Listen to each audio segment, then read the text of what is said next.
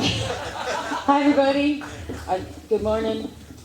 Bob Powell saw me this morning and he said, "Well, Mo, you look better."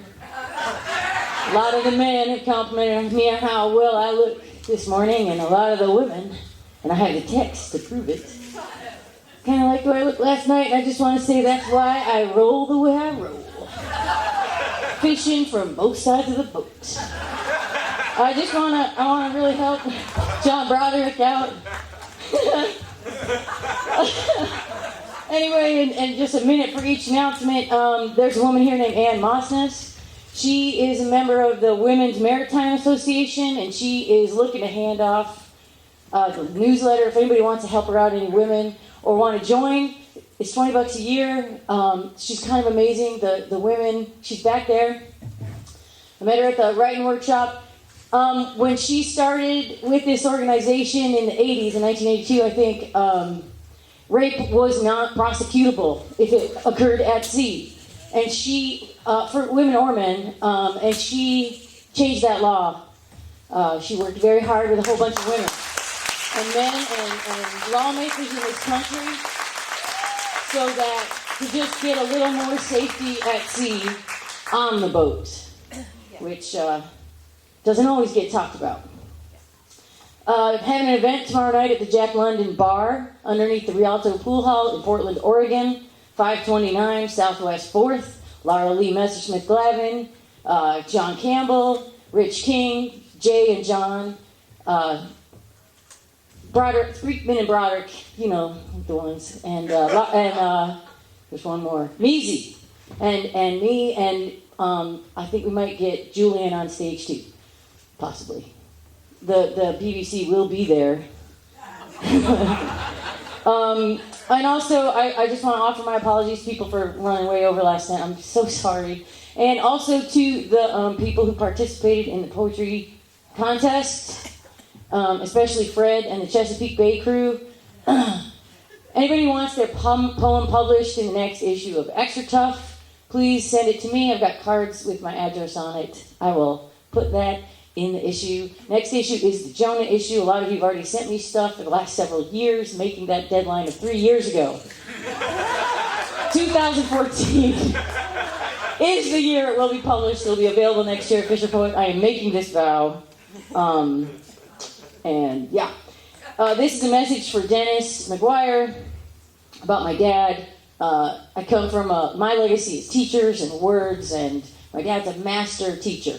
And he ran a boys' reform school for about 11 years. He had to step down because he got cancer. And he beat it. He was given 6 months to 2 years, and he's still alive. That was in 1994.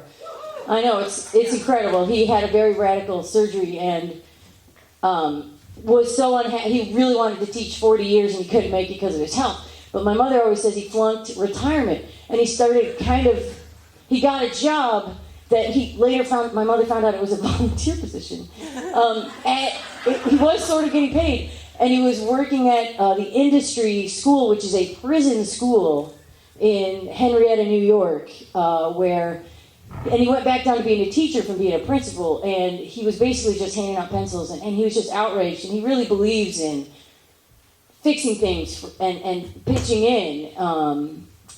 And so he was trying to help these kids, and I called him one day at work. And sometimes he would volunteer in the library or work at the library. I don't know. I called him at work. He was having a rough time, so I gave him a call. Because sometimes it made him feel better to just be like, well, at least my life isn't like hers. So I try to help the old man out. And I'm calling him, and all of a sudden I hear all this crazy noise, and he goes, "Oh, wait a minute." And then there's all this like... And he's like, "Okay. So anyway, what were you saying?" And I said, "Dad, what are you doing?" He's like, "Well, I'm in the closet." If they know I'm here, they're going to send me home because they don't have enough money to pay me. Because he just wanted to work so bad. And I know that stepping across that gap into retirement is tough. So good luck with that, Dennis. Julian, where'd you go? Come on up here. And Katrina, I kind of harassed these guys on stage a lot last night, and a second chance to get harassed by Mo Bowstern.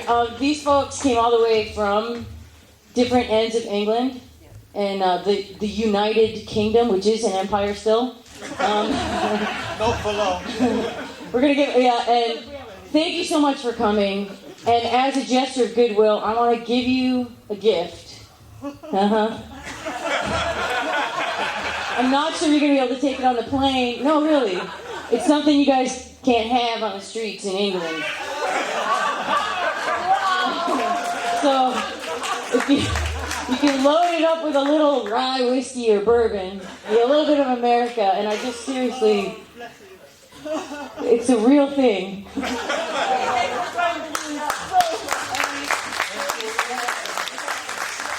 I don't know what the word for good sport in British is, but those guys are it. I'm overwhelmed. For once, I'm lost for words.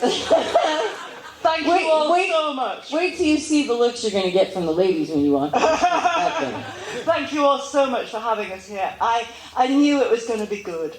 I didn't know it was going to be this good. That's what they all say when they run into Katrina. I've gotten a little bit of chain mail from people lately. I don't know if it's been going around on the email, like, please send us an inspirational quote and paste your thing. And I mean, when I was about 19, I took a vow to never participate in chain mail at all, ever. So my apologies to that. So I'm just going to give you all my inspirational quote after I talk to Ron for a second.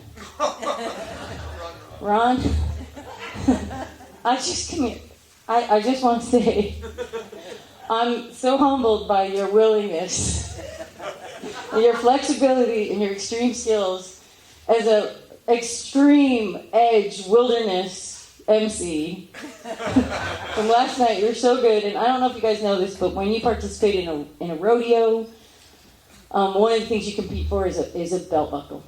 And Ron was sporting one last night from 1989. And I don't know, what did you win it for? Team roping, which is appropriate for Ron.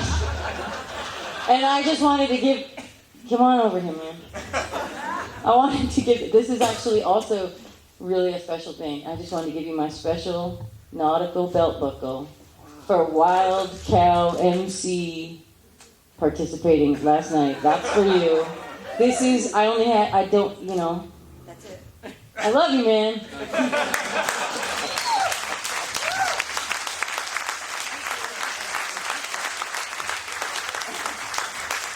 He's been avoiding me all morning. I'm so sorry, Ron. And finally, my inspirational quote and just how I feel about Fisher Poets, and thank you so much. I almost made it, John. A rising tide that floats all boats. That's what I think about when I get down. That's what I try to be. That's what Fisher Poets is for me, and I feel like everybody up here, I think Ron and I really exemplified the breadth of Fisher Poets, really the polarity that can exist and still share in the laughter, the medicine of laughter, as Lloyd said. Laughter's good medicine. We got a good dose of it last night, thanks to Ron. Thank you all so much.